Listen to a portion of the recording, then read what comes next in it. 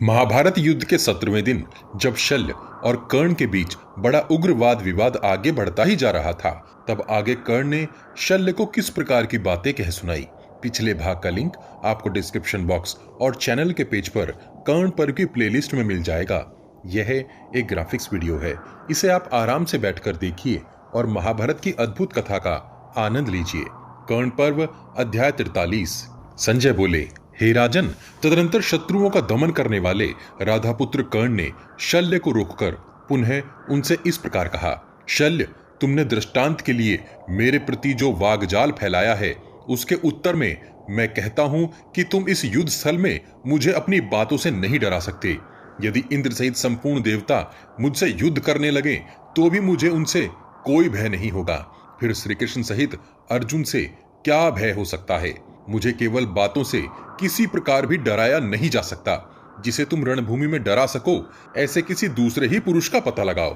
तुमने मेरे प्रति जो कटु वचन कहे हैं, ये ही नीच पुरुष का बल है। दुर्बुद्धि, तुम मेरे गुणों का वर्णन करने में असमर्थ होकर बहुत सी ऊटपटांग बातें बकते जा रहे हो। मद निवासी शल्य, कर्ण इस संसार में भयभीत होने के लिए पैदा नहीं हुआ है। मैं तो पराक्रम प्रकट करने और अपने यश को फैलाने के लिए ही उत्पन्न हुआ हूं। शल्य, एक तो तुम सारथी बनकर मेरे सखा हो गए हो, दूसरे सौहार्दवश मैंने तुम्हें क्षमा कर दिया है, और तीसरे मित्र दुर्योधन की अभिष्ट सिद्धि का मेरे मन में विचार है। इन्हीं 3 कारणों से तुम अब तक जीवित हो। राजा दुर्योधन का महान कार्य उपस्थित हुआ है और उसका सारा भार मुझ पर रखा गया है। शल्य, इसीलिए तुम क्षण भर भी जीवित हो। इसके सिवा मैंने पहले ही यह शर्त कर दी है कि तुम्हारे अप्रिय वचनों को क्षमा करूंगा। वैसे तो हजारों शल्य ना भी रहें तो भी शत्रुओं पर विजय पा सकता हूं, परंतु मित्रद्रोह महान पाप है, इसलिए तुम अब तक जीवित हो। कर्ण पर्व अध्याय 44। शल्य बोले, कर्ण, तुम दूसरों के प्रति जो आक्षेप करते हो वे तुम्हारे प्रलाप मात्र हैं। तुम जैसे हजारों कर्ण न रहें तो भी युद्ध स्थल में शत्रुओं पर विजय पाई जा सकती है। संजय बोले, हे राजन, ऐसी कठोर बात बोलते हुए मदराज शल्य से कर्ण ने पुनः दूनी कठोरता लिए अप्रिय वचन कहना आरंभ किया। कर्ण बोले, मदर नरेश, तुम एकाग्रचित्त होकर मेरी यह बात सुनो। राजा धृतराष्ट्र के समीप कही जाती हुई इन सब बातों को मैंने सुना था। एक दिन महाराज धृतराष्ट्र के घर से बहुत से ब्राह्मण आकर नाना प्रकार के विचित्र देशों तथा पूर्ववर्ती भूपालों के वृतांत सुना रहे थे। वहीं किसी वृद्ध एवं श्रेष्ठ ब्राह्मण ने बाहिक और मद्र देश की निंदा करते हुए वहां की पूर्व घटित बातें कही थी। जो प्रदेश हिमालय, गंगा, सरस्वती, यमुना और कुरुक्षेत्र की सीमा से बाहर है तथा जो सतलज, व्यास, रावी, चिनाब और झेलम इन 5 एवं सिंधु नदी के बीच में स्थित है, उन्हें बाहिक कहते हैं। उन्हें त्याग देना चाहिए। गोवर्धन नामक वटवृक्ष और सुभद्र नामक चबूतरा, ये दोनों वहां के राजभवन के द्वार पर स्थित हैं, जिन्हें मैं बचपन से ही भूल नहीं पाता हूं। मैं अत्यंत गुप्त कार्यवश कुछ दिनों तक बाहिक देश में रहा था। इससे वहां के निवासियों के संपर्क में आकर मैंने उनके आचार व्यवहार की बहुत सी बातें जान ली थी। वहां शाकल नामक एक नगर है और आपगा नाम की एक नदी है, जहां जार्तिका नाम वाले बाहिक निवास करते हैं। उनका चरित्र अत्यंत निंदित है। वे भुने हुए जौ और लहसुन के साथ गौमांस खाते और गुड़ से बनी हुई मदिरा पीकर मतवाले बने रहते हैं। पुआ, मांस और वाटी खाने वाले बाहिक देश के लोग शील और आचार शून्य हैं। वहां की स्त्रियां बाहर दिखाई देने वाली माला और अंगराग धारण करके मतवाली तथा नग्न होकर नगर एवं घरों की 4 दीवारियों के पास गाती और नाचती हैं। वे गधों के रेंकने और ऊंटों के बलबलाने किसी आवाज से मतवालेपन में ही भांति भांति के गीत गाती हैं और मैथुन काल में भी पर्दे के भीतर नहीं रहती हैं। वे सब के सब सर्वथा स्वेच्छाचारिणी होती हैं। मद से उन्मत्त होकर परस्पर सरस विनोद युक्त बातें करती हुई वे एक दूसरे को ओ घायल की हुई, हे पति मर्दिते इत्यादि कहकर पुकारती और नृत्य करती हैं। पर्वतों और त्योहारों के अवसर पर तो उन संस्कारहीन रमणियों के संयम का बांध और भी टूट जाता है। उन्हीं बाहिक देशी मदमत्त एवं दुष्ट स्त्रियों का कोई संबंधी वहां से आकर कुरु जांगल प्रदेश में निवास करता था। वह अत्यंत खिन्नचित्त होकर इस प्रकार गुनगुनाया करता था, निश्चय ही वह लंबी, गोरी और महीन कंबल की साड़ी पहनने वाली मेरी प्रियसी कुरु जांगल प्रदेश में निवास करने वाले मुझ बाहिक को निरंतर याद करती हुई सोती होगी। मैं कब सतलज और उस रमणीय रावी नदी को पार करके अपने देश में पहुंचकर शंख की बनी हुई मोटी मोटी चूड़ियों को धारण करने वाली वहां की सुंदर स्त्रियों को देखूंगा, जिनके नेत्रों के प्रांत भाग मेंसिल के आलेप से उज्जवल हैं, दोनों नेत्र और ललाट अंजन से सुशोभित हैं तथा जिनके सारे अंग कंबल और मुर्ग चर्म से आवृत हैं। वे गोरे रंग वाली प्रिय दर्शना परम सुंदरी रमणीया मृदंग, ढोल, शंख और मर्दल आदि वाद्यों की ध्वनि के साथ साथ मुझे कब नृत्य करती दिखाई देंगी। कब हम लोग मदोन्मत्त हो गधे, ऊंट और खच्चरों की सवारी द्वारा सुखद मार्गों वाले शमी, पिलू और करीले के जंगलों में सुख से यात्रा करेंगे। मार्ग में तक्र के साथ पुए और सत्तू के पिंड खाकर अत्यंत प्रबल हो कब चलते हुए बहुत से राहगीरों को उनके कपड़े छीनकर हम अच्छी तरह पीटेंगे। संस्कार शून्य दुरात्मा बाहिक ऐसे ही स्वभाव के होते हैं। उनके पास कौन सचेत मनुष्य 2 घड़ी भी निवास करेगा। ब्राह्मण ने निरर्थक आचार विचार वाले बाहकों को ऐसा ही बताया है, जिनके पुण्य और पाप दोनों का छठा भाग तुम लिया करते हो। शल्य उस श्रेष्ठ ब्राह्मण ने ये सब बातें बताकर उद्दंड बाहिकों के विषय में पुनः जो कुछ कहा था वह भी बताता हूँ। उस देश में एक राक्षसी रहती है जो सदा कृष्ण पक्ष की चतुर्दशी तिथि को समृद्धशाली शाकल नगर में रात के समय दुंदुभी बजाकर इस प्रकार गाती है। मैं वस्त्राभूषणों से विभूषित हो गोमांस खाकर और गुड़ की बनी हुई मदिरा पीकर तृप्त हो अंजलि भर प्याज के साथ बहुत सी भेड़ों को खाती हुई गोरे रंग की लंबी युवती स्त्रियों के साथ मिलकर इस शाकल नगर में पुनः कब इस तरह की बाहिक संबंधी गाथाओं का गान करूंगी, जो सुअर, मुर्गा, गाय, गधा, ऊंट और भेड़ के मांस नहीं खाते, उनका जन्म व्यर्थ है। जो शाकल निवासी आबाल वृद्ध नर नारी मदिरा से उत्पन्न हो चिल्ला चिल्लाकर ऐसी गाथाएं गाया करती हैं, उनमें धर्म कैसे रह सकता है। शल्य इस बात को अच्छी तरह समझ लो। हर्ष का विषय है कि इसके संबंध में मैं तुम्हें कुछ और बातें बता रहा हूं, जिन्हें दूसरे ब्राह्मण ने कौरव सभा में हम लोगों से कहा था। जहां शतद्रु अर्थात सतलज, विपाशा अर्थात व्यास, इरावती अर्थात रावी, चंद्रभागा अर्थात चिनाब और वितस्ता अर्थात झेलम, ये 5 नदियां छठी सिंधु नदी के साथ बहती है। जहां पिलू नामक वृक्षों के कई जंगल हैं। वे हिमालय की सीमा से बाहर के प्रदेश आरट नाम से विख्यात हैं। वहां का धर्म कर्म नष्ट हो गया है। उन देशों में कभी भी न जाएं। जिनके धर्म कर्म नष्ट हो गए हैं वे संस्कारहीन जारज बाहिक यज्ञ कर्म से रहित होते हैं। उनके दिए हुए द्रव्य को देवता, पितृ और ब्राह्मण भी ग्रहण नहीं करते हैं। ये बात सुनने में आई है। किसी विद्वान ब्राह्मण ने साधु पुरुषों की सभा में यह भी कहा कि बाहिक देश के लोग काठ के कुंडों में तथा मिट्टी के बर्तन में जहां सत्तू और मदिरा लिपटे होते हैं और जिन्हें कुत्ते चाटते रहते हैं, घृणा शून्य होकर भोजन करते हैं। बाहिक देश के निवासी भेड़, ऊंटनी और गदही का दूध पीते और उसी दूध के बने हुए दही, घी आदि खाते हैं। वे जारज पुत्र उत्पन्न करने वाले नीच आरट नामक बाहिक सबका अन्न खाते और सबका दूध पीते हैं। अतः विद्वान पुरुष को उन्हें दूर से ही त्याग देना चाहिए। शल्य इस बात को याद कर लो। अभी तुमसे और भी बातें बताऊंगा जिन्हें किसी दूसरे ब्राह्मण ने कौरव सभा में स्वयं मुझसे कहा था। युगंधर नगर में दूध पीकर अच्युत स्थल नामक नगर में एक रात रहकर और भूतिलय में स्नान करके मनुष्य कैसे स्वर्ग में जाएगा, जहां पर्वत से निकलकर पूर्वोक्त ये 5 नदियां बहती हैं। वे आरट नाम से प्रसिद्ध बाहिक प्रदेश हैं। उनमें श्रेष्ठ पुरुष 2 दिन भी निवास न करे। विपाशा अर्थात व्यास नदी में 2 पिशाच रहते हैं। एक का नाम है बही और दूसरे का नाम है हिक। इन्हीं दोनों की संतानें बाहिक कहलाती हैं। ब्रह्मा जी ने इनकी सृष्टि नहीं की है। वे नीच योनि में उत्पन्न हुए मनुष्य नाना प्रकार के धर्मों को कैसे जानेंगे। कारस्कर, माहिशक, कुरंड, केरल, कारकोटक और विरक इन देशों के धर्म अर्थात आचार व्यवहार दूषित हैं। अतः इनका त्याग कर देना चाहिए। विशाल ओखलियों की मेखला अर्थात करघनी धारण करने वाली किसी राक्षसी ने किसी तीर्थ यात्री के घर में एक रात रहकर उससे इस प्रकार कहा था। जहां ब्रह्मा जी के समकालीन अर्थात अत्यंत प्राचीन वेद विरुद्ध आचरण करने वाले नीच ब्राह्मण निवास करते हैं, वहां आरट नामक देश है और वहां के जल का नाम बाहिक है। उन अधम ब्राह्मणों को न तो वेदों का ज्ञान है, न वहां यज्ञ की वेदियां हैं और न उनके यहाँ यज्ञ याग ही होते हैं। वे संस्कारहीन एवं दासों से समागम करने वाली कुलटा स्त्रियों की संतानें हैं, अतः देवता उनका अन्न ग्रहण नहीं करते। प्रस्थल, मद्र, गांधार, आरट, खस, वसाती, सिंधु तथा सौवीर ये देश प्राय अत्यंत निंदित हैं। कर्ण पर्व अध्याय 45। कर्ण बोला, शल्य, पहले जो ये बातें बताई गई हैं उन्हें समझो। अब मैं पुनः तुमसे कुछ कहता हूँ। मेरी कही हुई इस बात को तुम एकाग्रचित्त होकर सुनो। पूर्व काल में एक ब्राह्मण अतिथि के रूप में हमारे घर पर ठहरा था।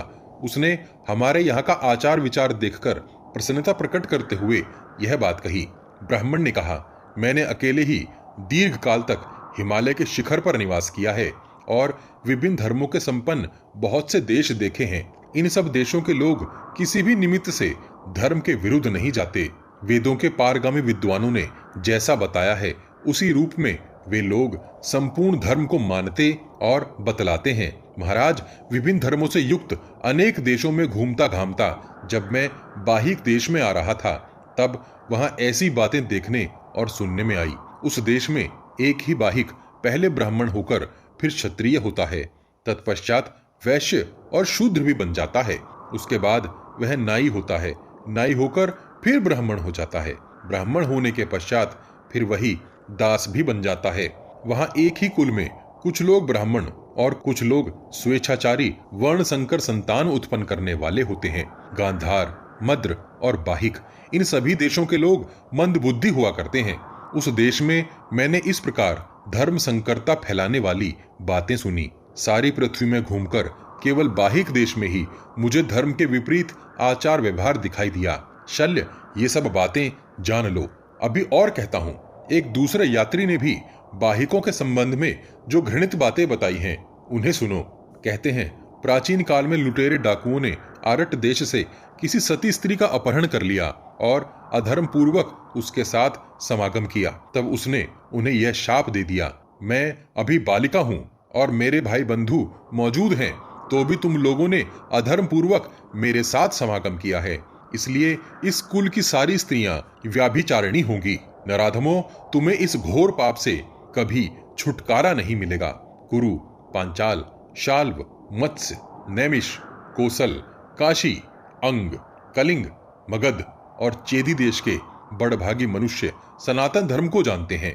भिन्न भिन्न देशों में बाहिक निवासियों को छोड़कर प्राय सर्वत्र श्रेष्ठ पुरुष उपलब्ध होते हैं। मत्स्य देश से लेकर कुरु और पांचाल देश तक, नैमिषारण्य से लेकर चेदी देश तक जो लोग निवास करते हैं वे सभी श्रेष्ठ एवं साधु पुरुष हैं और प्राचीन धर्म का आश्रय लेकर जीवन निर्वाह करते हैं। मद्र और पंचनद प्रदेश में ऐसी बात नहीं है, वहां के लोग कुटिल होते हैं। राजा शल्य, ऐसा जानकर तुम जड़ पुरुषों के समान धर्मोपदेश की ओर से मुंह मोड़कर चुपचाप बैठे रहो। तुम बाहिक देश के लोगों के राजा और रक्षक हो, अतः उनके पुण्य और पाप का भी छठा भाग ग्रहण करते हो, अथवा उनकी रक्षा न करने के कारण तुम केवल उनके पाप में ही हिस्सा बांटते हो। प्रजा की रक्षा करने वाला राजा ही उसके पुण्य का भागी होता है, तुम तो केवल पाप के ही भागी हो। पूर्व काल में समस्त देशों में प्रचलित सनातन धर्म की जब प्रशंसा की जा रही थी, उस समय ब्रह्मा जी ने पंचनद वासियों के धर्म पर दृष्टिपात करके कहा था कि धिक्कार है इन्हें। संस्कारहीन, जारज और पापकर्मी पंचनद वासियों के धर्म की जब ब्रह्मा जी ने सतयुग में भी निंदा की, तब तुम उसी देश के निवासी होकर जगत में क्यों धर्मोपदेश करते हो। पितामह ब्रह्मा ने पंचनद वासियों के आचार व्यवहार रूपी धर्म का इस प्रकार अनादर किया है। अपने धर्म में तत्पर रहने वाले अन्य देश की तुलना में उन्होंने इसका आदर नहीं किया। शल्य, इन सब बातों को अच्छी तरह जान लो। अभी इस विषय में तुमसे और कुछ भी बातें बता रहा हूँ, जिन्हें सरोवर में डूबते हुए राक्षस कलमाशपाद ने कहा था। क्षत्रिय का मल है भिक्षावृत्ति, ब्राह्मण का मल है वेद शास्त्रों के विपरीत आचरण, पृथ्वी का मल है बाहिक और स्त्रियों का मल है मद्र देश की स्त्रियां। उस डूबते हुए राक्षस का किसी राजा ने उद्धार करके उससे कुछ प्रश्न किया। उनके उस प्रश्न के उत्तर में राक्षस ने जो कुछ कहा था उसे सुनो। मनुष्यों के मल है मलेच्छ, मलेच्छों के मल हैं शराब बेचने वाले कलाल, कलालों के मल हैं हिंजड़े, और हिंजड़ों के मल हैं राजपुरोहित। राजपुरोहितों के पुरोहित तथा मद्र देश वासियों का जो मल है वह सब तुम्हें प्राप्त हो, यदि इस सरोवर से तुम मेरा उद्धार न कर दो। जिन पर राक्षसों का उपद्रव है तथा जो विष के प्रभाव से मारे गए हैं, उनके लिए यह उत्तम सिद्धि वाक्य ही राक्षस के प्रभाव का निवारण करने वाला एवं जीवन रक्षक औषध बताया गया है। पांचाल देश के लोग वेदोक्त धर्म का आश्रय लेते हैं। कुरु देश के निवासी धर्मानुकूल कार्य करते हैं। मत्स्य देश के लोग सत्य बोलते और शूरसेन निवासी यज्ञ करते हैं। पूर्व देश के लोग दास कर्म करने वाले, दक्षिण के निवासी वृषल, बाहिक देश के लोग चोर और सौराष्ट्र निवासी वर्ण संकर होते हैं। कृत घनता, दूसरों के धन का अपहरण, मदिरापान, गुरु पत्नी गमन, कटु वचन का प्रयोग, गोवध, रात के समय घर से बाहर घूमना और दूसरों के वस्त्र का उपयोग करना, ये सब जिनके धर्म हैं, उन आरट्टों और पंचनद वासियों के लिए अधर्म नाम की कोई वस्तु है ही नहीं। उन्हें धिक्कार है। पांचाल, कौरव, नैमिष और मत्स्य देश के निवासी धर्म को जानते हैं। उत्तर, अंग और मगध देशों के वृद्ध पुरुष शास्त्रोक्त धर्मों का आश्रय लेकर जीवन निर्वाह करते हैं। अग्नि आदि देवता पूर्व दिशा का आश्रय लेकर रहते हैं। पितर पुण्यकर्मा यमराज के द्वारा सुरक्षित दक्षिण दिशा में निवास करते हैं। बलवान वरुण देवताओं का पालन करते हुए पश्चिम दिशा की रक्षा में तत्पर रहते हैं और भगवान सोम ब्राह्मणों के साथ उत्तर दिशा की रक्षा करते हैं। महाराज, राक्षस, पिशाच और गुहाक ये गिरिराज हिमालय तथा गंधमादन पर्वत की रक्षा करते हैं और अविनाशी एवं सर्वव्यापी भगवान जनार्दन समस्त प्राणियों का पालन करते हैं। परंतु बाहिक देश पर किसी भी देवता का विशेष अनुग्रह नहीं है। मगध देश के लोग इशारों से ही सब बात समझ लेते हैं। कोसल निवासी नेत्रों की भावभंगी से मन का भाव जान लेते हैं। कुरु तथा पांचाल देश के लोग आधी बात कहने पर ही पूरी बात समझ लेते हैं।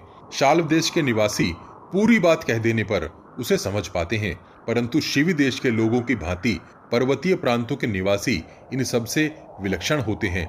वे पूरी बात कहने पर भी नहीं समझ पाते।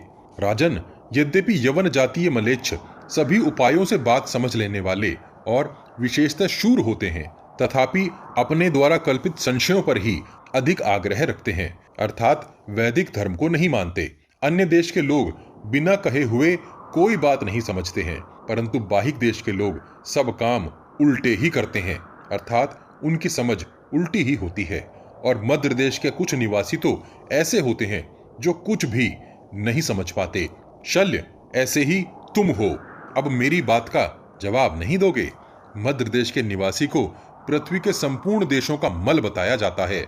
मदिरापान, गुरु की शैया का उपभोग, भ्रूण हत्या और दूसरों के धन का अपहरण, ये जिनके धर्म हैं, उनके लिए अधर्म नाम की कोई वस्तु नहीं है। ऐसे आरट और पंचनद देश के लोगों को धिक्कार है। यह जानकर तुम चुपचाप बैठे रहो, फिर कोई प्रतिकूल बात मुंह से न निकालो, अन्यथा पहले तुम्ही को मारकर पीछे कृष्ण और अर्जुन का वध करूंगा। शल्य बोले, कर्ण, तुम जहां के राजा बनाए गए हो, उस अंग देश में क्या होता है? अपने सगे संबंधी जब रोग से पीड़ित हो जाते हैं तो उनका परित्याग कर दिया जाता है। अपनी ही स्त्री और बच्चों को वहां के लोग सरे बाजार बेचते हैं। उस दिन रथी और अतिरथियों की गणना करते समय भीष्म जी ने तुमसे जो कुछ कहा था उसके अनुसार अपने उन दोषों को जानकर क्रोध रहित हो शांत हो जाओ।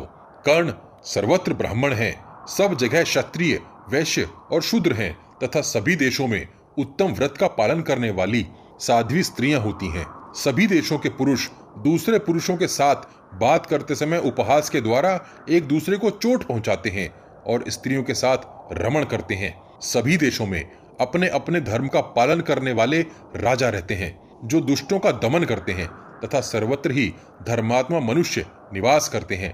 कर्ण, एक देश में रहने मात्र से सब लोग पाप का ही सेवन नहीं करते। उसी देश में मनुष्य और अपने श्रेष्ठ शीर स्वभाव के कारण ऐसे महापुरुष हो जाते हैं कि देवता भी उनकी बराबरी नहीं कर सकते। संजय बोले, हे राजन, तब राजा दुर्योधन ने कर्ण तथा शल्य दोनों को रोक दिया। उसने कर्ण को तो मित्र भाव ये समझाकर मना किया और शल्य को हाथ जोड़कर रोका। मान्यवर, दुर्योधन के मना करने पर कर्ण ने कोई उत्तर नहीं दिया और शल्य ने भी शत्रुओं की ओर मुंह फेर लिया। तब राधापुत्र कर्ण ने हंसकर शल्य को रथ बढ़ाने की आज्ञा देते हुए कहा। कर्ण बोले, चलो चलो। कर्ण पर्व का अध्याय 43, 44 और 45 यहीं समाप्त होता है। अगले भाग में जानेंगे कि 17वें दिन की व्यूह रचनाएं किस प्रकार की हुई थी और युद्ध किस प्रकार आरंभ हुआ था। इस विशाल ग्रंथ महाभारत को शीघ्रता से समेटने के लिए हम ग्राफिक्स के साथ पॉडकास्ट का सहारा भी ले रहे हैं, ताकि आप तक कुछ जल्दी से महाभारत का सही रूप पहुंचाया जा सके। आपको हमारा प्रयास कैसा लग रहा है, कृपया कमेंट बॉक्स में कमेंट करके हमें जरूर बताइए। पिछले सभी भाग आपको हमारे चैनल के पेज पर और इस वीडियो के डिस्क्रिप्शन बॉक्स में भी मिल जाएंगे। हम हर सीरीज की एक प्लेलिस्ट भी बनाते हैं। उम्मीद है आप हमारी वीडियोस अपने उन दोस्तों को शेयर जरूर करते होंगे जो महाभारत का सही रूप समझना और जानना चाहते हैं। आपके हर शेयर से हमारा मनोबल बढ़ता है। अपने प्रियजनों तक यह ज्ञान पहुंचाने के लिए वॉच गॉड चैनल को सब्सक्राइब और शेयर करना मत भूलिए। सब्सक्राइब बटन के बगल में बनी छोटी सी घंटी भी बजा दीजिए। जय श्री कृष्ण। हर हर महादेव।